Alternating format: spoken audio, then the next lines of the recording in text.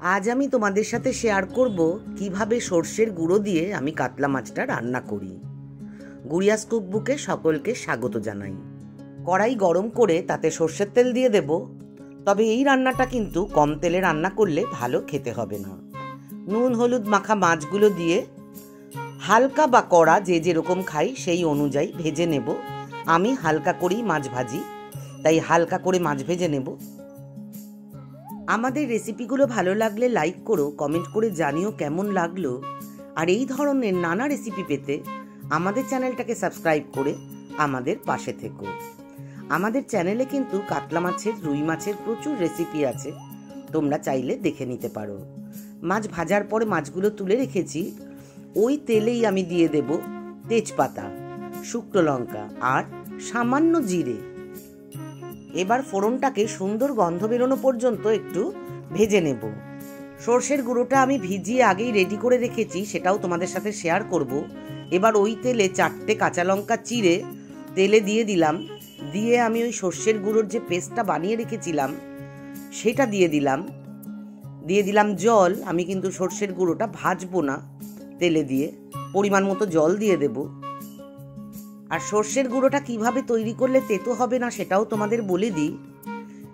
একটু গরম জল করে তার মধ্যে লঙ্কার গুঁড়ো, লবণ, কাঁচা লঙ্কা কুচি, সামান্য হলুদের গুঁড়ো আর সঙ্গে যতটা সর্ষের গুঁড়ো লাগবে ততটা সর্ষের গুঁড়ো দিয়ে ভিজিয়ে রেখেছি। 15 থেকে 20 মিনিট ভিজিয়ে রাখলেই সর্ষের গুঁড়োটা পুরো রেডি হয়ে যাবে। আমি ঝোলে দেখো প্রয়োজন মতন লবণ মিষ্টি দিয়ে দিচ্ছি। যারা মিষ্টি খাও না তারা এটা স্কিপ করবে। আর একটা বাটিতে আমি সাদা দই নিয়ে একটু লবণ দিয়ে আমি ভালো করে ফেটিয়ে নিচ্ছি। সেটাও আমি এই রান্নায় দেব, তবে এখনই দেব না।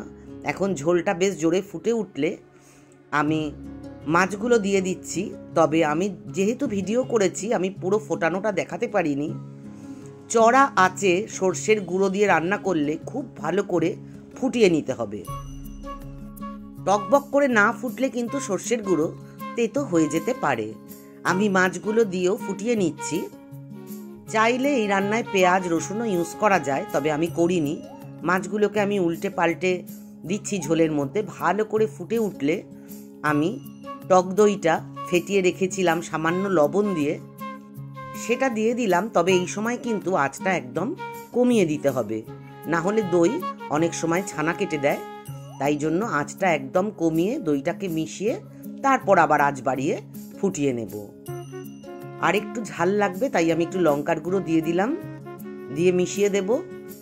গরম গরম ভাতে এই মাছের ঝোল খাওয়ার স্বাদই আলাদা। যাদের সময় কম তারা সর্ষের গুঁড়ো দিয়ে এইভাবে রান্না করে নিতে পারো। কোনো অংশেই কিন্তু বাটা সর্ষের থেকে খেতে খারাপ হয় না। শেষকালে একটু সর্ষের তেল, কাঁচা সর্ষের তেল ছড়িয়ে দিলেও খুব ভালো হয়। তবে যেহেতু তেল ভেসে উঠেছে, আমি আজ আর সর্ষের তেলটা অ্যাড করলাম না। তোমরা চাইলে কাঁচা সর্ষের তেল অ্যাড করতে পারো, কিছু কাঁচা লঙ্কাও দিয়ে দিতে পারো।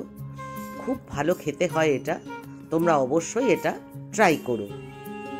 দেখো ঠান্ডা হওয়ার পরে তেলটা পুরো ছেড়ে দিয়েছে, দুর্দান্ত খেতে হয়েছিল। আজকের মতন টাটা।